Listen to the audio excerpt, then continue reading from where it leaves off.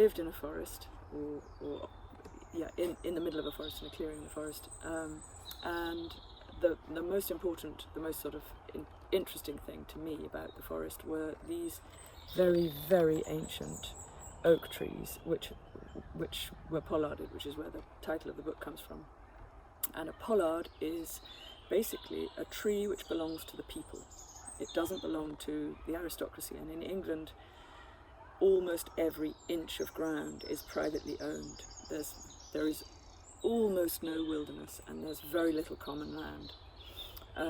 And the aristocrats would have had the use of the trees for timber.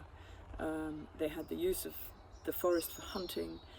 The ordinary people, really, they could, if they had a permit, they could pick up kindling for their fires. If they had a permit, they could put their pigs and their cows in to graze.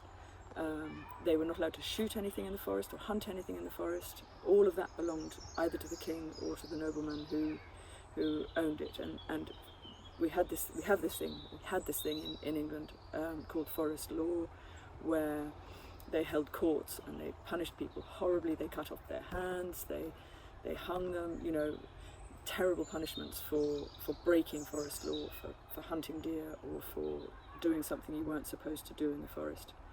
But these trees, these pollards, were single trees, and they used everything. They used the leaves for fodder for their animals, they used the twigs for fires, they used the larger wood for furniture or fencing, they used everything.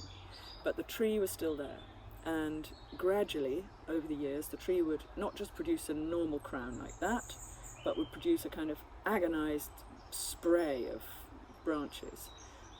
So the yield would be increased. The next time it could be pollarded in 10 or 20 years' time, it would produce more leaves, more twigs, more everything. So it was a really good way of maximizing what a tree could produce, and of keeping that precious tree, the only tree that your community owned, alive and useful to you.